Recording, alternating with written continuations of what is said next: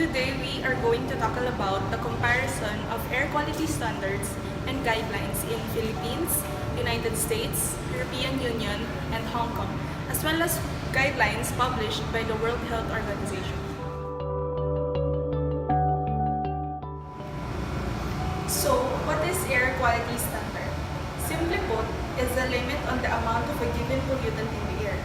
The standards are designed to protect people's health and have been calculated to allow a margin for people most at risk, especially the young, the old, and people with pre-existing health problems. From the table, we can say that although countries often have standards for the same types of air pollutants, the limits themselves are quite different. Looking at the table, WHO has the most strict standards among the four countries. Why? It is because they did not consider exposure to ambient air concentrations in developing countries and the different conditions in these countries. However, these guidelines were used intensively throughout the world. What is the difference between the WHO's guidelines from every country's standards? The WHO air quality guidelines are not legally binding. They are there as a guideline for countries who may or may not adopt them. Standard is defined as a description of a level of air pollution which is adopted by a regulatory authority as enforceable. These standards are usually enshrined in national or federal law and are legally binding. Why does air quality in every country differ? Air quality in every country differs because of the following factors. The standards set in each country will vary according to specific approaches to balancing risks to health, technological feasibility, economic considerations, and other political and social factors. In formulating policy targets, governments should consider their own local circumstances carefully before using the guidelines directly as legal standards. Different countries will be likely to have different problems and different costs of abatement and thus may, or rather should, expect to set different air quality standards. So in this part, we're going to talk about the monitoring system.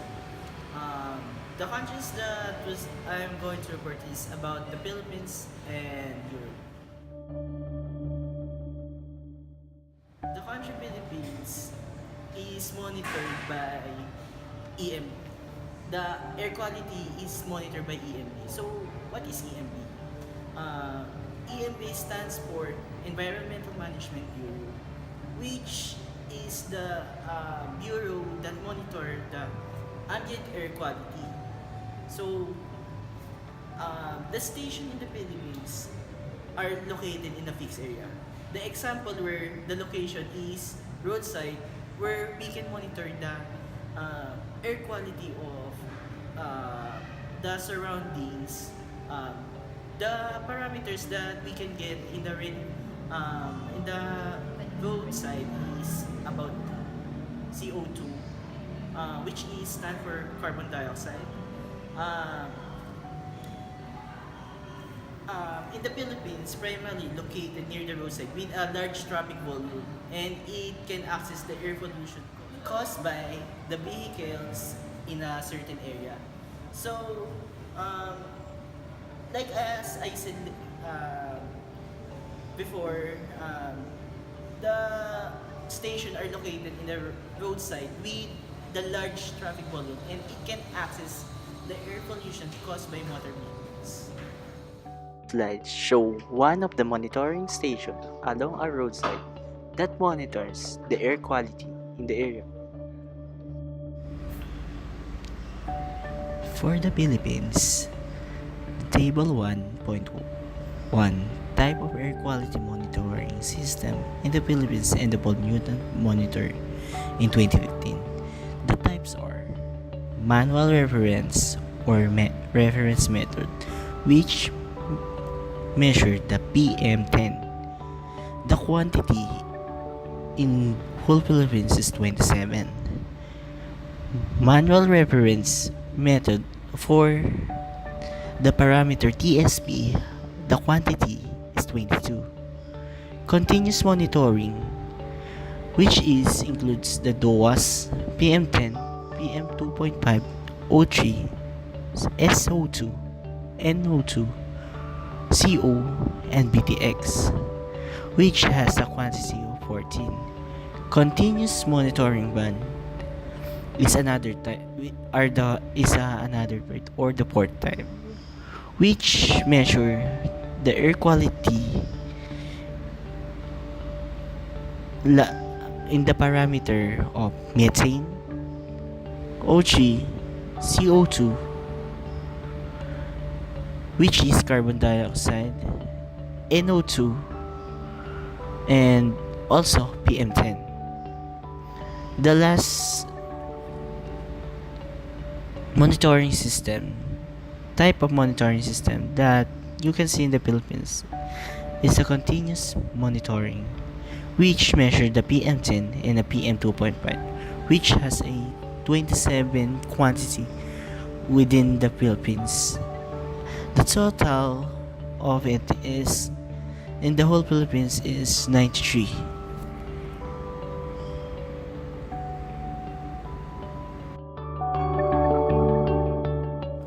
In Europe, the air quality is measured in all countries.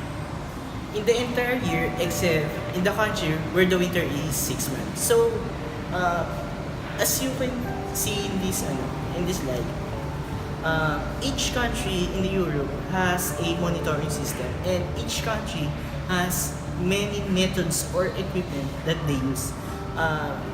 As this sentence says that the monitoring system in some country, all the country in the entire year except the country where the winter in 6 months. For the country like Sweden, which include in the country that has 6 months winter, the O3 and NO2 are monitored only for 6 summers. So the network in each state may be classified as national, regional, or local in area coverage, and the organization of monitoring responsibilities between the national, regional, or local authorities differ from between states.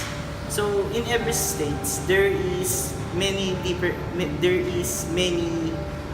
different association or bureau that are responsible for monitoring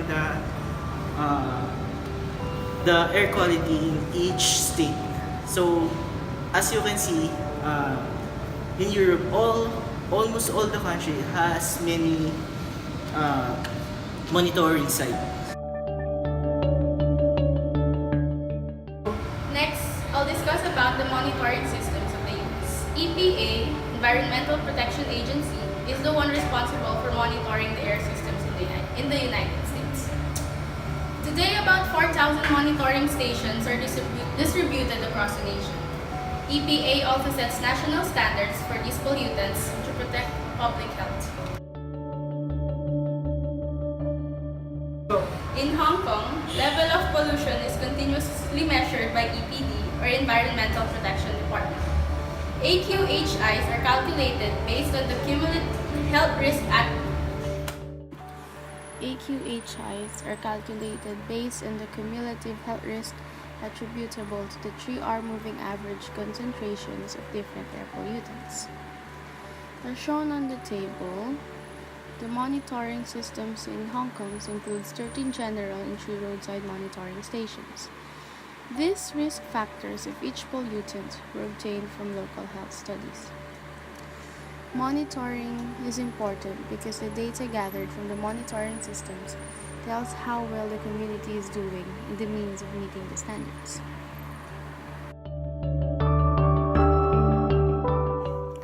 So for the solutions for exceedance, here in the Philippines there are 6 programs that are being implemented, and I'm going to discuss the first one, which is the Air Quality Management Fund. As established by the IRR of RA 8739, The Air Quality Management Fund is a special account in the National Treasury established to finance containment, removal, and cleanup operations of air pollution cases, guarantee restoration of ecosystems, and rehabilitate areas affected by the acts of R8 8739 violators, to support research, enforcement, and monitoring activities and capabilities of the relevant agencies, as well as to provide technical assistance to the relevant agencies. In order to do these undertakings, such fund may be allocated for airshed. In 2012, no budget was released by the DBM, but in 2013, 35 million pesos was allocated to 16 regions and 3 million pesos to DENR Central Office. In 2014, no budget was released, but in 2015, DBM allocated 35 million pesos to EMB, Central and Regional Offices. The process of disbursement is the same as regular fund, wherein the total capital outlay is 31.5 million pesos and the total MOOE is 3.5 million pesos. So the next one is the Industrial Emission Management Program. This program ensures compliance of industries to the emission standards set by the Bureau. Thus, issuance of permit and regular monitoring is done. With the increasing number of stationary sources, extensive monitoring is required. In order to monitor all sources with potential to emit air pollution, the Bureau accredits third-party source emission testing firms to carry out source emission tests and effectively perform sampling activities in accordance with the provisions of CAA and its implementing rules and regulations. So this chart shows 19 companies that are part of the Industrial Emission Management Program, and these companies will help in order to implement this program for solutions in exceedance for air quality. So next one is the Anti-Smoke Belching Program to ensure the compliance of in-use motor vehicles to the prescribed emission standard, apprehension and garage testing conducted in MVEMP of the CAB, coordination with the ASB teams from other implementing agencies and local government was conducted. So this table shows 9 cities in the Philippines that has implemented the program, which are Makati, Mandaluyong, Muntinlupa, Manila, Pasig, Quezon City, San Juan, EMBCO, and MMDA. These cities totaled 31,675 vehicles, and only 19.86% passed the program. Next is garage testing. So what is garage testing? Garage testing successfully engaged the cooperation of Metro Manila bus operators and public utility jeepneys, or PUJs. Assistance provided by this program include pre-emission testing, information, and education campaign, or IEC, on fuel efficiency and management and regular vehicle maintenance. This table shows the number of vehicles tested in every month and the results whether it is passed or failed the emission testing. Alternative fuel program. The use of alternative fuels such as liquefied petroleum gas or LPG and compressed natural gas or CNG has been promoted further in 2012 up to the present. Substantially composed not of petroleum but of biological materials and electricity, alternative fuels are expected to yield significant energy security and environmental benefits to its consumers.